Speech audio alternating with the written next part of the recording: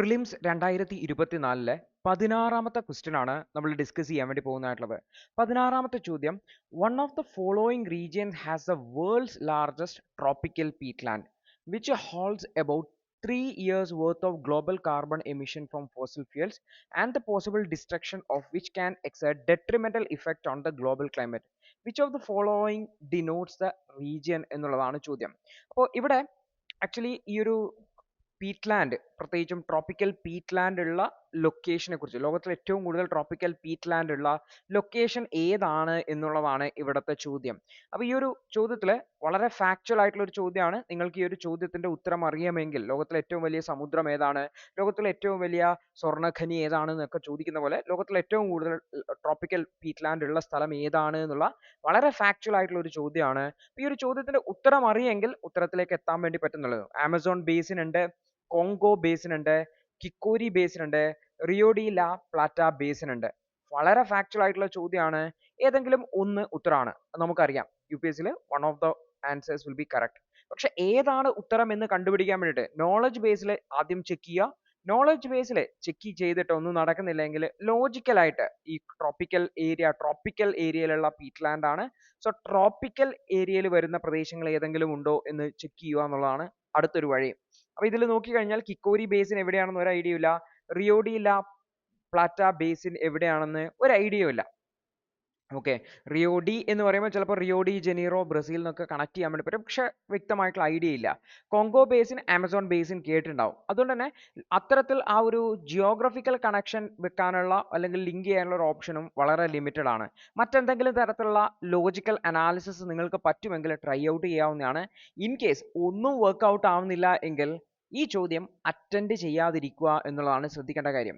നമ്മളിപ്പോൾ 16ഓളം ചോദ്യങ്ങൾ അറ്റൻഡ് ചെയ്തു, 16ഓളം ചോദ്യങ്ങൾ കണ്ടു. ഇത് 16ാമത്തെ ചോദ്യമാണ്. ഈ 16 ചോദ്യത്തിൽ ഇത്തരത്തിലുള്ള വളരെ ഫാക്ച്വൽ ആയിട്ടുള്ള 2 or 3 ചോദ്യങ്ങൾ വന്നിട്ടുണ്ടായിരുന്നു. എപ്പോഴും ഓർത്ത് വെക്കേണ്ട കാര്യം, U P S C civil service എക്സാമിൽ ഒരു 100ൽ ഒരു 20 to 30 ക്വസ്റ്റ്യൻസ് എങ്കിലും മിനിമം ഇത്തരത്തിലുള്ള ടൈപ്പ് നമുക്ക് അറ്റൻഡ് ചെയ്യാൻ പറ്റാത്ത ടൈപ്പ് ചോദ്യങ്ങൾ ഉണ്ടാവും.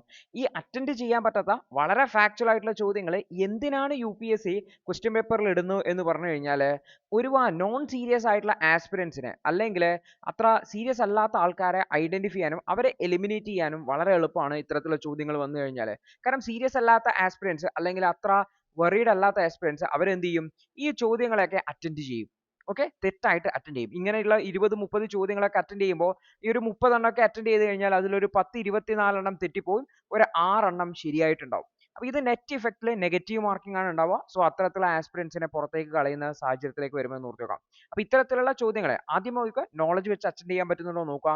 രണ്ടാമത്തത്, എന്തെങ്കിലും ലോജിക് അപ്ലൈ ചെയ്യാൻ പറ്റുന്നുണ്ടോ നോക്കുക.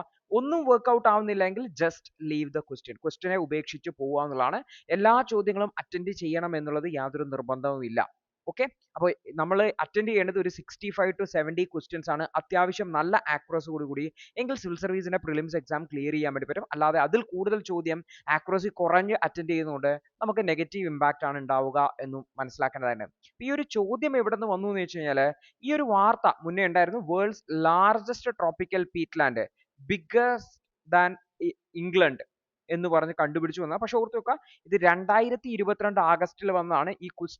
ഈ ഒരു എക്സാം നടക്കുന്നത് മെയ് 2024 സോ നോർമലി ഈ ഒരു ജൂൺ 2023 മുതൽ ഉള്ള കറണ്ട് അഫയേഴ്സ് ആണ് നമ്മൾ പഠിക്കാറുള്ളത്. 2022 കറണ്ട് അഫയേഴ്സ് പഠിക്കാൻ സാധ്യത. സോ ഈ ന്യൂസ് നിങ്ങൾ ഹിന്ദുസ്ഥാൻ ടൈംസിൽ വന്നാണ്, ന്യൂസ് കണ്ടിട്ട് നിങ്ങൾക്ക് ഈ നോളജ് ഉണ്ടാവാനുള്ള സാധ്യത വളരെ കുറവാണെന്ന് ഓർത്ത് വെക്കേണ്ടതാണ്. അപ്പൊ ആക്ച്വലി ഇത് കോങ്കോ ബേസിൻ പീറ്റ്ലാൻഡുമായി ബന്ധപ്പെട്ട് വന്നതാണ്. ലോകത്തിലെ ഏറ്റവും വലിയ കാർബൺ, ഈ ഒരു ട്രോപ്പിക്കൽ കാർബൺ കണ്ടുപിടിച്ചു എന്ന് പറഞ്ഞിട്ടുള്ളതാണ് ഈ ഒരു വാർത്ത വന്നിരിക്കുന്നത് ഓർത്തുക. അപ്പൊ ഇത് ന്യൂസ് എന്ന് വന്ന വാർത്തയാണ്, പക്ഷെ ഈ ഒരു 1 year പീരീഡിൽ വന്നതല്ല. നോർമലി ആൾക്കാർക്കൊന്നും അറിയാൻ സാധ്യതയില്ല. ഈ ഒരു ക്വസ്റ്റ്യൻ അറ്റൻഡ് ചെയ്യുന്ന അല്ലെങ്കിൽ ആ ഒരു പ്രിലിംസ് എക്സാം അറ്റൻഡ് ചെയ്യുന്ന ഭൂരിഭാഗം ആൾക്കാർക്കും ഈ ചോദ്യത്തിന്റെ ഉത്തരം അറിയാനുള്ള സാധ്യതയില്ല എന്നുകൂടി ഓർത്തുക. അപ്പോൾ നിങ്ങൾക്കും അറിയില്ല എങ്കിൽ ജസ്റ്റ് ലീവ് ദ ക്വസ്റ്റ്യൻ എന്നതാണ് വഴി.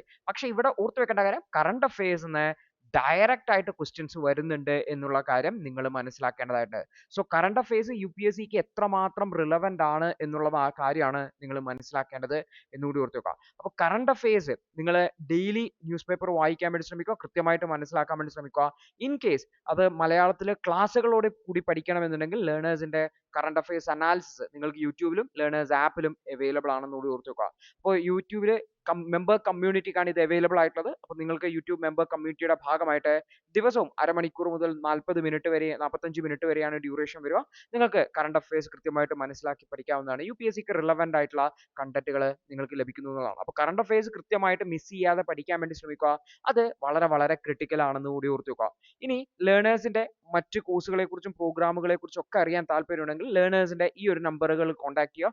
അല്ലെങ്കിൽ ആപ്പ് ത്രൂ നിങ്ങൾക്ക് കറണ്ട് അഫയേഴ്സ് കോഴ്സ് ആക്സസ് ചെയ്യണം വിത്ത് ഡെയിലി പ്രാക്ടീസ് ക്വസ്റ്റ്യൻസ് അല്ലെങ്കിൽ PDF നോട്ട് സഹിതം അറ്റൻഡ് ചെയ്യണം എന്നുണ്ടെങ്കിൽ നിങ്ങൾക്ക് ലേണേഴ്സ് ആപ്പ് ത്രൂ എൻറോൾ ചെയ്യാവുന്നതാണ്. അതിന് ഈ ഒരു നമ്പറുകളിലേക്ക് കോൺടാക്ട് ചെയ്താൽ മതി. അപ്പോൾ ഈ ഒരു ക്വസ്റ്റ്യനോട് കൂടി ജിയോഗ്രഫിയുടെ സെക്ഷൻ കഴിഞ്ഞു. ജിയോഗ്രഫിയുടെ സെക്ഷൻ നോക്കി കഴിഞ്ഞാൽ ഓൾമോസ്റ്റ് ഈസി ആണ്. ഏകദേശം 16ഓളം ക്വസ്റ്റ്യൻസ് ആണ് വന്നത്. ആ 16 ചോദ്യത്തിലെ 14 ചോദ്യങ്ങളും ഓൾമോസ്റ്റ് ഈസി ആയിരുന്നു. 2ഓ 3ഓ ചോദ്യങ്ങൾ മാത്രമാണ് കുറച്ചൊരു ഫാക്ച്വൽ ആയിട്ടുള്ള വന്നത്. ആ ചോദ്യങ്ങൾ നമുക്ക് അറിയില്ലെങ്കിൽ ഡ്രോപ്പ് ചെയ്യുക, വിടുക എന്നുള്ളതാണ്. അപ്പോൾ നമുക്ക് അടുത്ത ക്വസ്റ്റ്യൻസുമായിട്ട് അടുത്തൊരു വീഡിയോയിൽ കാണാം. അതുവരെ good bye, all the best.